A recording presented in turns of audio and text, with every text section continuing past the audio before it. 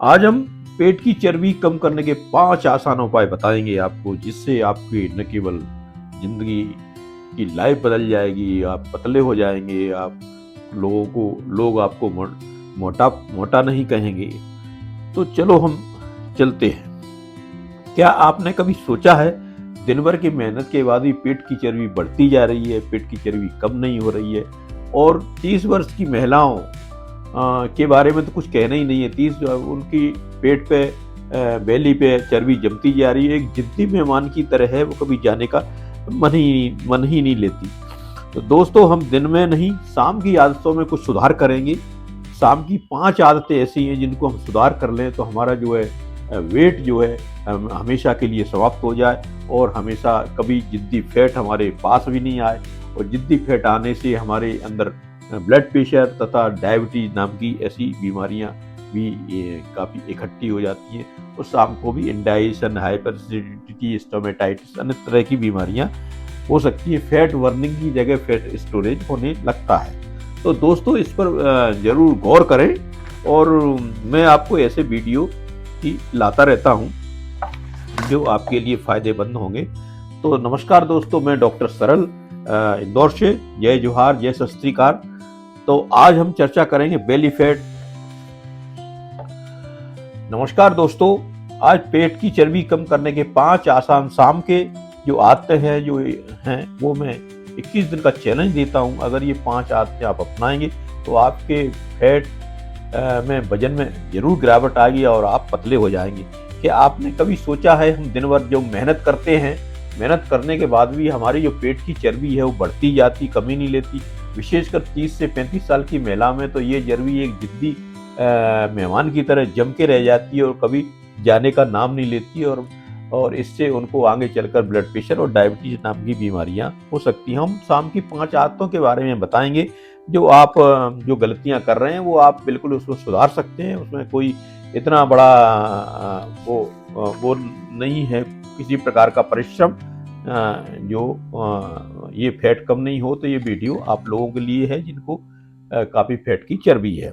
तो नमस्कार दोस्तों, मैं डॉक्टर सरल इंदौर से। आज इसी बात पर हम चर्चा करेंगे। तो हमारा शरीर सूर्य अस्त के बाद कैसे काम करता है ये हम सब जानते हैं। शरीर सूर्य अस्त के बाद चाहता है कि जो है हम लाइट खाना खाएं और कुछ थोड़ा सा वॉक करें। तो ये कोई नहीं करता। और सही समय पे सर्केडियन जो साइकिल होता है, सर्केडियन में रिदम होती है, वो ये कहती है कि अब टाइम पे अपन डिनर लें और टाइम पे सो जाएं। तो इसी पद्धति के आधार पर मैं आपको बताना चाहता हूँ, अगर हमारा फैट बढ़ता है तो ब्लड शुगर और डायबिटीज नाम की बीमारियां और लिवर पे फैटी लिवर भी हो सकता है। तो WHO और आयुर्वेदिक के सिद्धांतों के अनुसार ये सिद्धांत, ये वैज्ञानिक प्राकृतिक, ये सिद्धांत ये बोलती हैं, एक वैज्ञानिक और प्राकृतिक तरीके बताऊंगा जो वीडियो के अंत तक बने रहें। अगर जिन लोगों को वेट लॉस करना है और किस जगह से देख रहे हैं तो शेयर एंड सब्सक्राइब करें और कमेंट करें। तो नाइट डिनर हमारे शरीर का एक सर्केडियन रिदम है। अब मैं पहला पॉइंट मेरा है नाइट डिनर। नाइट डिनर हमको कब करना है और इसको हमारा सर्केडियन साइकिल है, इसको कैसे फिक्स करना है, इसकी एक अलार्म बाच, एक घड़ी में तय कर दें कि हमको इतने से इतने बीच में हमको निश्चित रूप से डिनर को कंप्लीट कर लेना है। इसको कम से कम 7:30 और 8:30 के बीच में ये इसको डिनर को कंप्लीट करता। सूर्य अस्त के बाद खाना खाएं।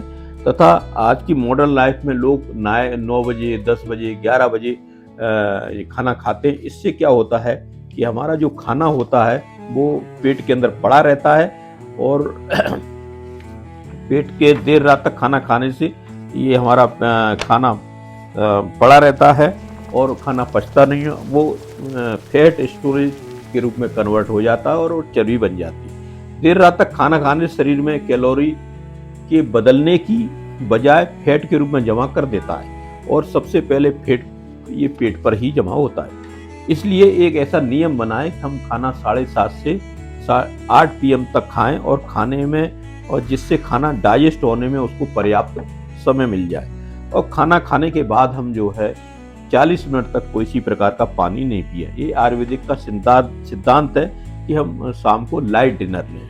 हम डिनर में क्या लें?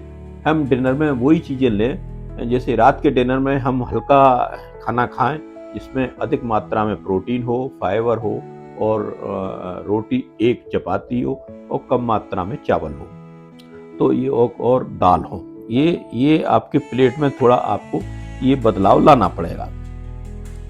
अगर 4 लोग हमारे इंडियन डाइट में क्या होता है, 4-5 रोटी रख लेते हैं खूब, और फिर चावल भी ढेर सारे रख लेंगे, मसाले युक्त सब्जियां रख लेंगे, तो इससे और सलाद का कोई नामो निशान नहीं होगा। इससे ये वजन जो है फैट स्टोरेज होता है, वो खाना रात को पड़ा रहता है, पचता नहीं है, क्योंकि रात को हमारा इंडाइजेशन जो है प्रक्रिया बहुत धीमी हो जाती है।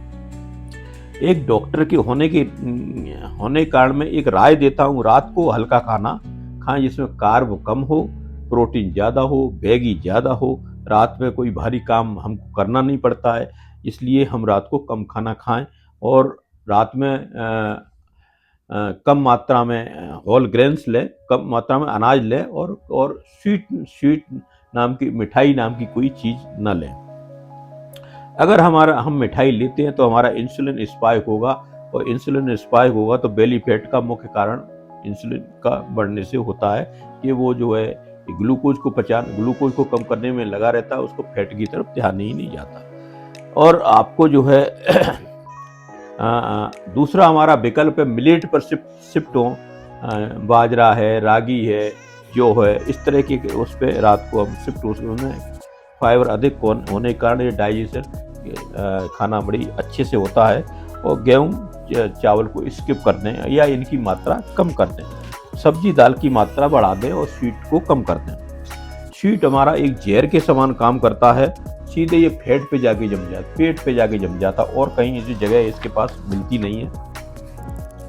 तो इसके बाद जो हमारा चौथा जो वो पॉइंट है, खाना खाने के बाद हमको क्या करना है। खाना खाने के बाद हमको 10 मिनट तक तो हमको 10 मिनट तक रेस्ट करना है। 10 मिनट बाद हमको ब्रिस्क वॉक करना है, ब्रिस्क वॉक नहीं हल्की वॉक करना है, और वज्रासन जरूर करना है। बैठकर पालते जो घुटने को मोड़कर, जो लोग कर सकते हैं, इनके घुटने ठीक हैं, वो वज्रासन में बैठ के और उसको 10 मिनट तक वज्रासन करें।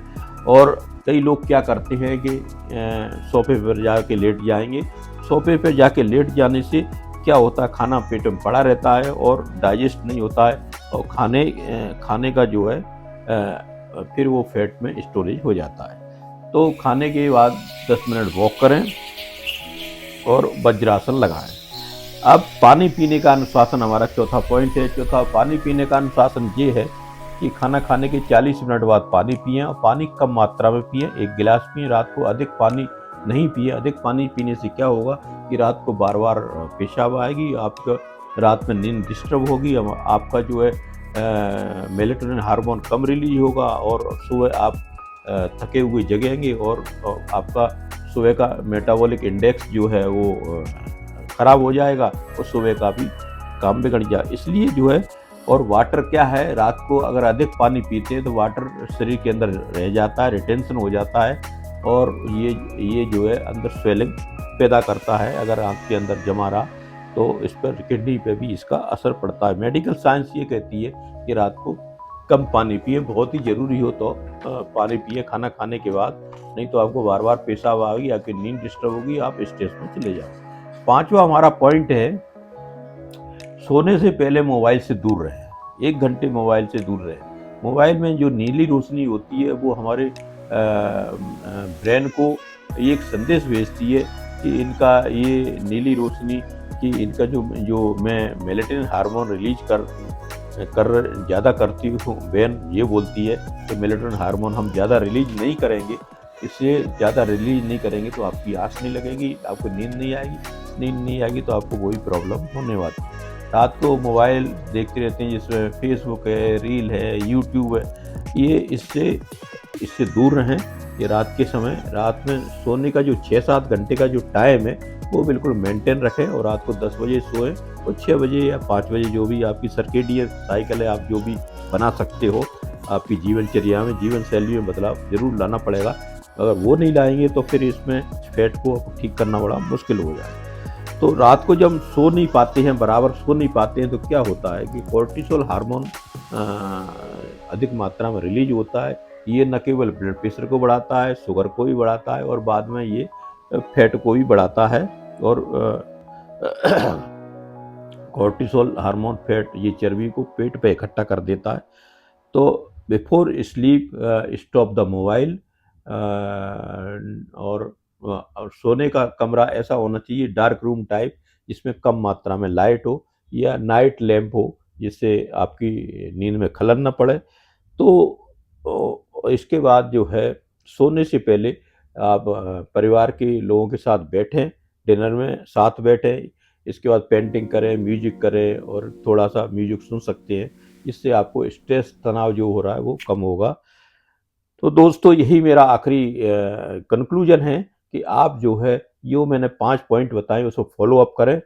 तो मेरा चैलेंज है 21 दिन में आप निश्चित ही आपको वेट लॉस होगा। नहीं हो तो मेरा फ़ोन नंबर टाइमलाइन पे है, उस पे कभी भी मेरे से कंसल्ट कर सकते हो। डॉक्टर होने के नाते मेरी ये राय है कि आप इन 5 पॉइंट को फॉलो करें और निश्चित ही आपकी पेट की चर्बी, आपको जिम जाने की ज़रूरत नहीं पड़ेगी और आप निश्चित ही पेट का वेट लॉस करेंगे और हेल्दी रहेंगे और कुशल रहेंगे। यही कहकर मैं अपना वीडियो समाप्त करता हूँ। अगले वीडियो में फिर मिलते हैं। थैंक यू, नमस्कार, सत श्री अकाल, जय जवाहर।